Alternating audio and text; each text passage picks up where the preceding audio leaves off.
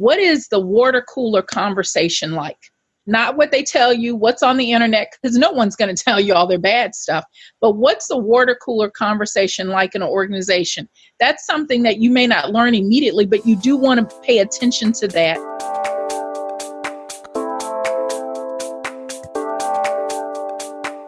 You are now tuned into the Misi Muse Unplugged, a pop-up podcast variety show helping consultants along their journey to greatness with your host, management consultant, author and blogger, Christy Lindor.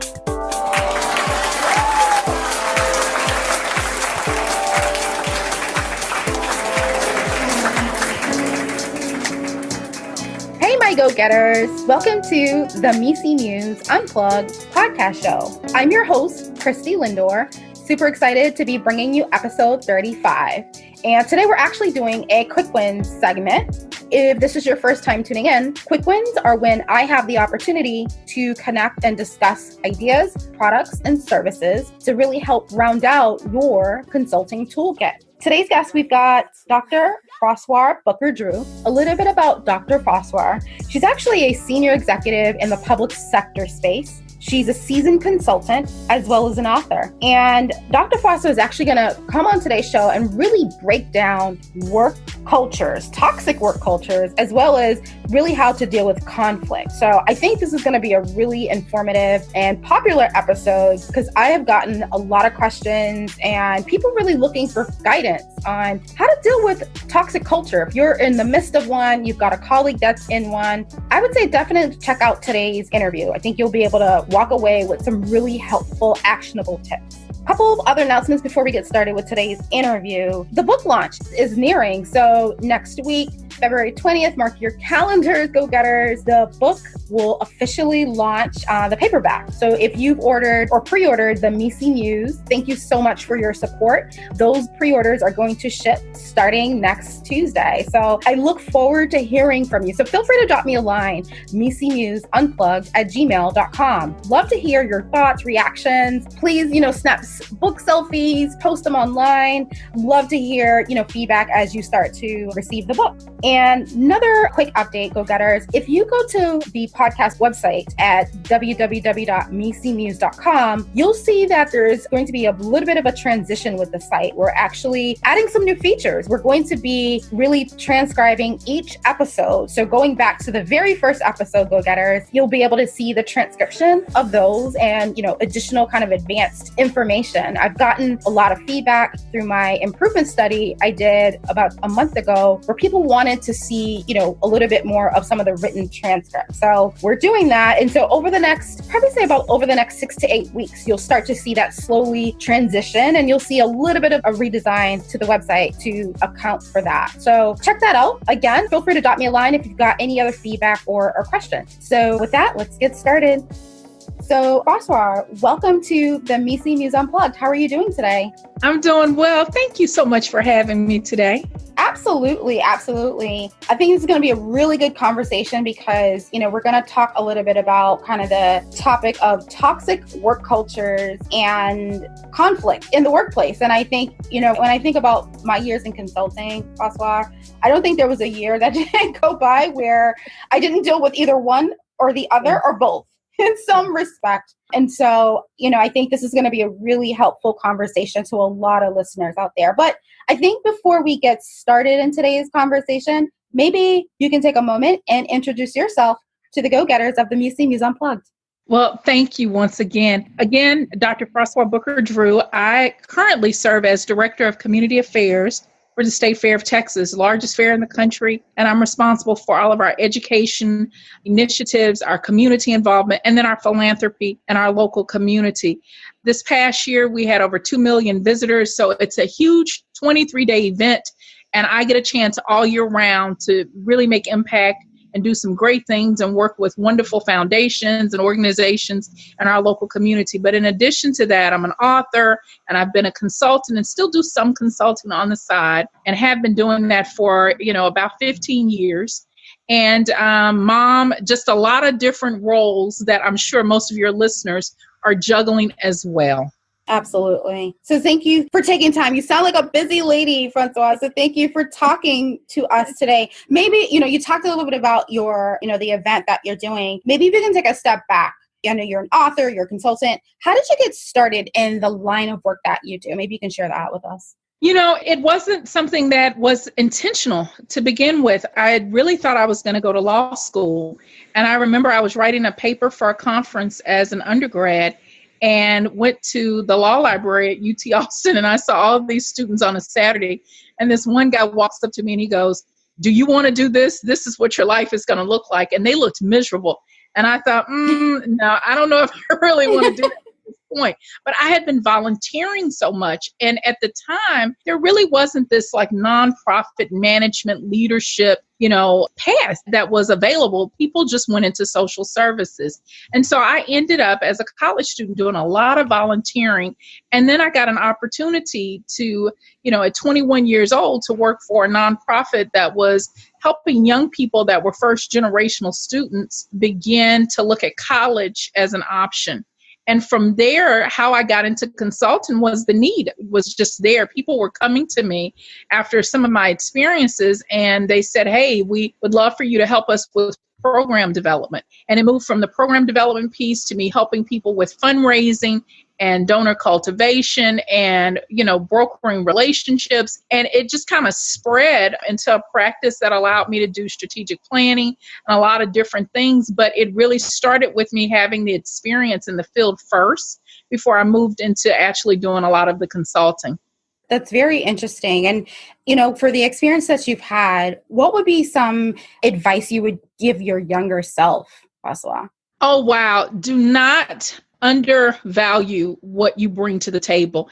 I remember as a young consultant, I would negotiate too far down because I wanted the opportunity so badly that I would allow people to cut my fee down. And I thought, well, let me do this because at least it gets my foot in the door and I can prove what I'm able to bring to the table. That's not always a very good idea because what then happens is the client feels like, well, you've done this before. Let me try to take you down even more. And so I would say to my younger self, recognize the value that you bring to the table. One, all money is not good money. And two, every opportunity is not necessarily for you, and be comfortable with that. Such great advice. I so love that. And I talk about that all the time. I think especially early career consultants, to your point, I think sometimes there's a, kind of not confident in our abilities quite yet. Or, I've heard sometimes consultants feel like they're so young and their clients are a little older. Any thoughts there, Froswa, that you can share with our listeners if you've had any of those experiences? Oh, definitely. I remember even supervising a team and I was very young and I had people on my staff who were the age of my grandparents. That was difficult. What I had to recognize were the power dynamics. And I had to own the fact that there were things that I did not know. And it was not my job to prove to them that I knew everything. My job was to listen and to figure out how do we solve for whatever the issue was for, that department. And so being okay and comfortable in saying, I don't know the answer. I think when you're young, it is always the need to validate or be validated and to show people, hey, I've got my degree. I know what I'm talking about. The reality is, even though I have a PhD now, there's a lot I do not know, and I'm okay with that. That's why it's so important to bring other people to the table and allow the teams or the people that you're consulting with to give you information. And there is something that everyone has to offer. How do you tap into that and create an experience that's beneficial for everyone that's coming to the table? Yeah, that's actually such a nice segue, Froswa, to the topic of du jour. We're talking about toxic culture. So maybe let's start with that. So Froswa, maybe you can share with the go-getters, in your definition of a toxic culture, what does that comprise of? And, feel free to share any stories if you've ever experienced that. Like, what are some of the telltale symptoms that an individual may be working in a toxic culture? You're in an environment with leadership that does not listen. The environment may be one that there's a lot of sabotage. The environment can include manipulation, where people are promised certain opportunities and then those opportunities aren't presented. and there's micromanagement that goes on. There is a lot of checking up on people. I had a client a couple years ago, an amazing organization. They had hired a lady to come in who was extremely skilled. And this is the problem for a lot of organizations that they don't pay attention to. You can have someone who's extremely skilled, but they don't have people skills. And they can come in and create such a toxic environment that the great work that you were doing is now sabotaged and your morale begins to die. And so you're not performing at the level that you once performed at for your clients, for the people in the community, for your donors. All those folks were being impacted. And they brought this lady on, and she was so difficult to deal with. And it became such a bad situation because the staff began to blame the leader for allowing it to happen and not taking a stand on that. And she would do things like she put cameras up to see what people were doing, and they didn't know they were being watched. Oh, wow. Yes. It was just such a very damaging situation to professionals. These were people who were highly skilled, degreed, had enormous experience, and yet they were being micromanaged. They were being called all hours of the night. There was no balance. The expectation was for them to work whenever she felt like they needed to work, even though they had schedules. She felt like if she worked all these extra hours, they should do the same thing as well.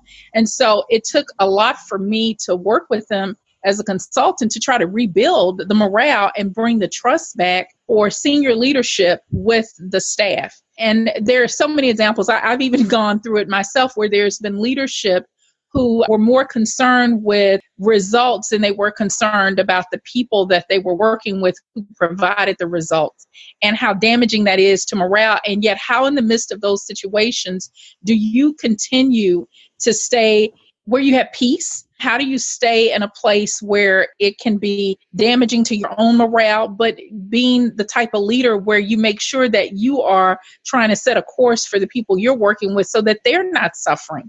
Because toxic environments are not just, something that impacts only the individual. Everyone in those environments are suffering. Professors at Antioch have a book on toxic leadership. It's Mitchell Cusey and Elizabeth Holloway. And I would suggest that your listeners get that book.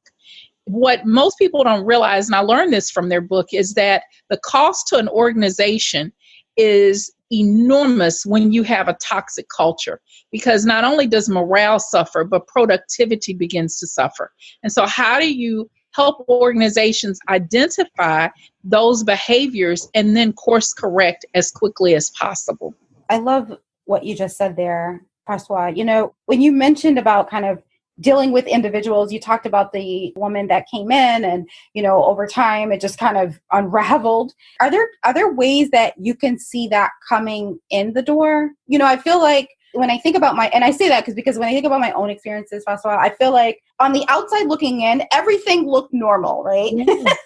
And everyone talked a great game for whatever. Yes. And this could be a project. It could have been at an interview or whatever it was. But then it's when you get into the door, then it unravels. Any thought for go-getters, that may be, it's a new year. They may be looking for a new job, a new project. What are some ways that you can, figure that out before you even walk in the door?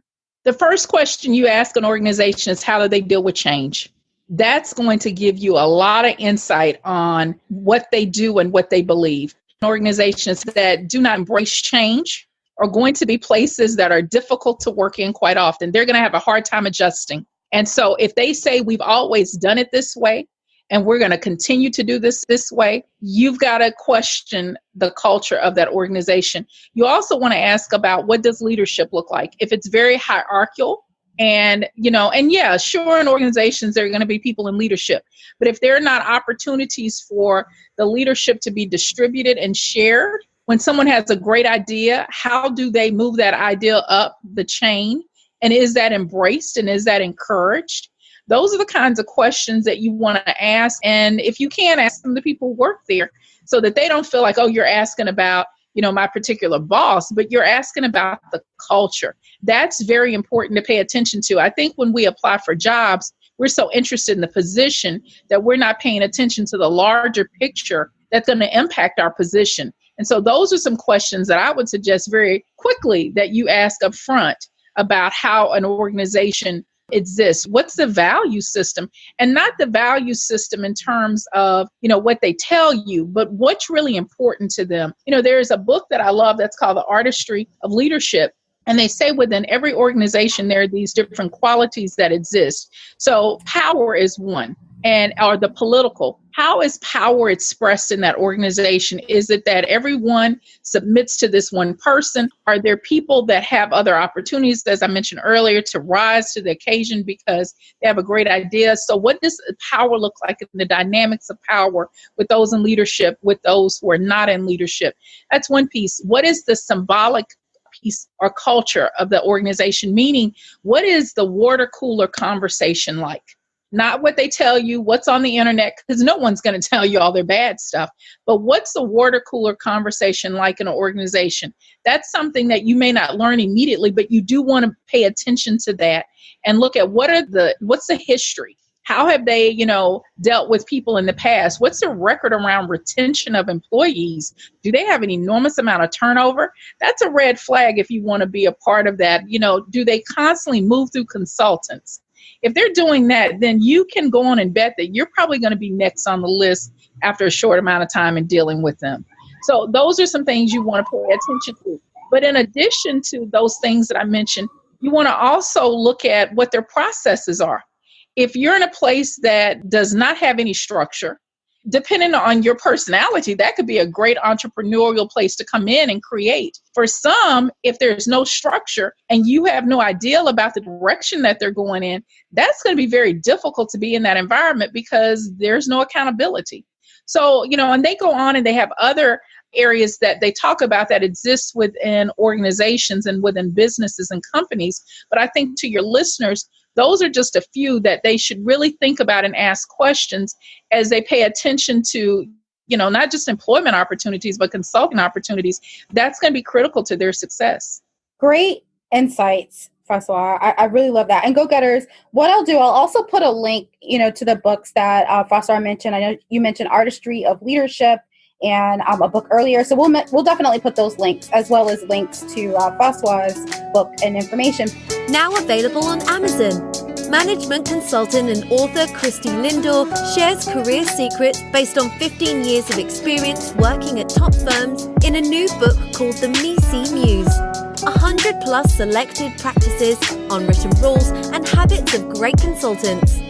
The Misi Muse provides insights, stories and strategies on the unwritten rules of the consulting profession.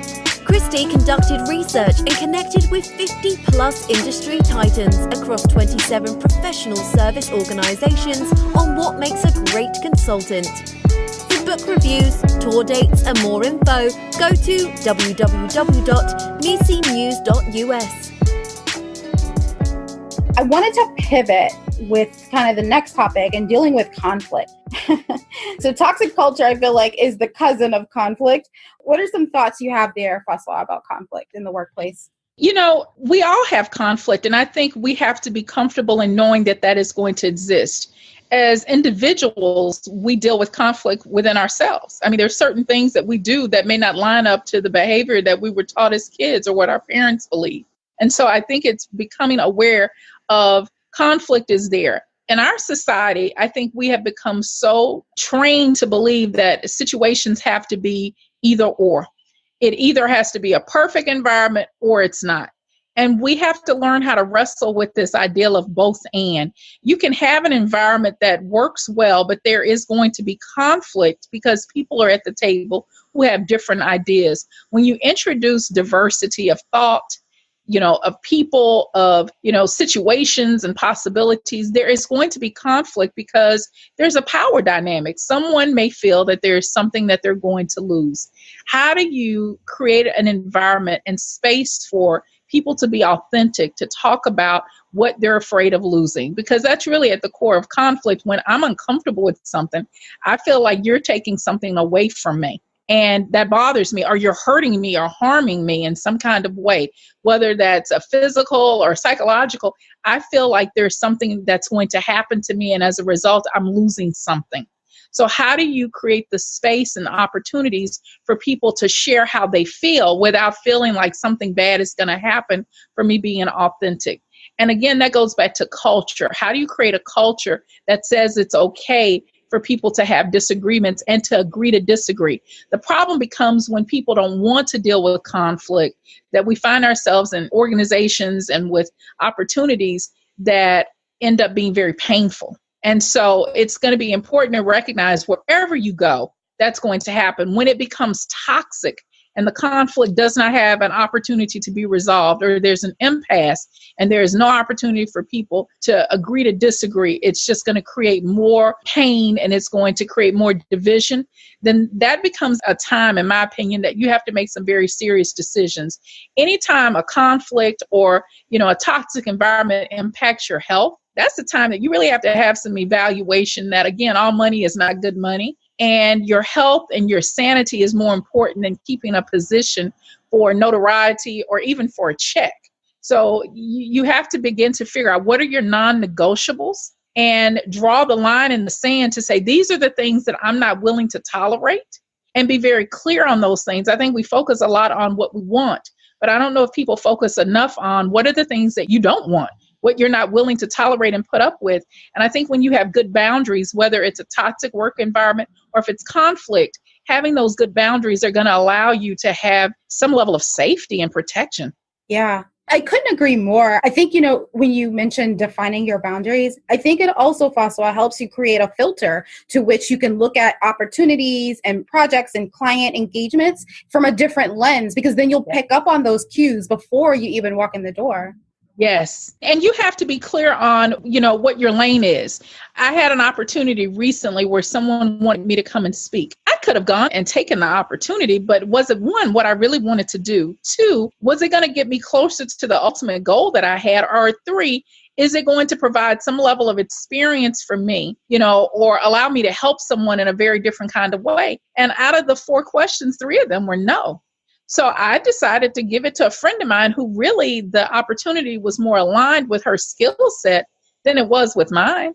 And I think it's very important to be clear about what you can and cannot do. Otherwise, you will find yourself, like I did very early in my career, saying yes to everything. So you become the jack of all trades. You're really not a master of anything. And there's nothing wrong with having multiple skill sets. I don't want to say that at all, because I do. But I think it's being very clear on what those skill sets are so that you're not manipulated or, thrown this shiny ball and saying, yeah, this is going to be great. And it doesn't benefit you at all. Right. You could, I'm sure as go-getters are listening to what you just said, you just really dropped some real knowledge there, because it is so spot on. And I think we struggle with that all the time. So I hope, go-getters, as you listen to this, you start to really craft your world and create your world for 2018. So you're not dealing with any of the things that Froswa just highlighted so eloquently. So I'm going to pivot, Froswa. I want to talk about your book, Rules of Engagement. So maybe you can tell us a little bit about the book, but also let us know, why did you write it? The book was the craziest thing, how that happened, which I'm learning that opportunities do not always come in the form that you believe that they will. Sometimes you just have to be open to possibilities. And that's what happened with the book. I was doing a research group while I was working on my PhD, and I had all these women come together, and the whole point of the group was to see how they built their network, because I'm really big on social capital. How do you build these relationships, these associations that help you with your career or your personal life? I mean, we all need these circles of influence that, inspire us or help us to get where we need to go. And so I bring these women together to see if they're going to do that. And they started sharing these stories that were unbelievable. And I knew all of them, but they didn't know each other. And I didn't know as much about them as I thought I did. And I'm listening to these stories and I'm crying, and I'm learning more about this ideal of narrative identity, how our stories, or what we tell about ourselves really allows people to understand who we are. And sometimes we're telling stories that are getting us results that we really don't want. And so that was very helpful to me in listening to them. So I took their stories and began to create this workbook that really helped people think about, what are the stories you're telling about yourself? What are the narratives that you are giving in community? And are those narratives helping you connect to the people that you want to connect to? Before you can really think about a network and building one, I think it's important to really know you're good, you're bad, and you're ugly. And so that was the point of the book, was to use their stories and insights I gleaned from listening to them for months, along with some of my own personal experiences, and helping people think about these rules of how they connect to each other, but starting with their own personal narrative. It was initially designed for women, and I thought it was going to be for a certain age group. And what I found was college women, young professional women were the ones who were going nuts over the book because they were trying to figure out how to build a network. And so the book really helped them with that. But the other audience that I didn't really initially, design the book for were men. I had a number of men say, this is applicable to our situation as well. And so it really is to help people think deeper. I'm really big on this idea of self-reflection. And how do people take the time to think about their stories and think about their day so that they make better decisions and more informed choices? And I think in our society, we don't do that enough. Well, that's what the workbook is for. It's to help people really begin to self-reflect on what they say about themselves. I need to pick up that workbook. That sounds really good. I think self-reflection, at least for me, it's been extremely powerful, and it's really brought a lot of clarity in my life. And so I am all for any tools to help me do that particularly better. And go-getters, we'll make sure we'll put a link out to the book so you can check it out for yourself. Well, I know we're up for time, Froswa, but this was such a great conversation. If individuals are interested in contacting you or connecting with you, what are ways that they can do that? I'm on LinkedIn. I'm on Facebook, but it's probably a lot easier to connect with me on LinkedIn. My email address is there, and you can find me. I have a website that's Froswa Rules, and it's FROSWASRULES.com. You can reach out to me on the website, and they'll send me an email. I'm very open to connecting because, I not only feel like it's great to be able to share, but I learn so much from other people when we connect to each other and share our lives and do this journey together. So I'm so open to, those possibilities of making new friends. Well, you've heard it, ladies and gentlemen. Thank you so much, Dr. Froswa Booker-Drew, for joining us on today's show. Thank you. I appreciate the opportunity. Yeah. And thank you, my go-getters, for tuning in today. This is Christy Lindor with the Misi Muse Unplugged pop-up podcast. And here's to your journey to greatness. Tune in every Friday for new episodes syndicated on iTunes, Google Play Music, and many more. Visit www.misimuse.com for more information.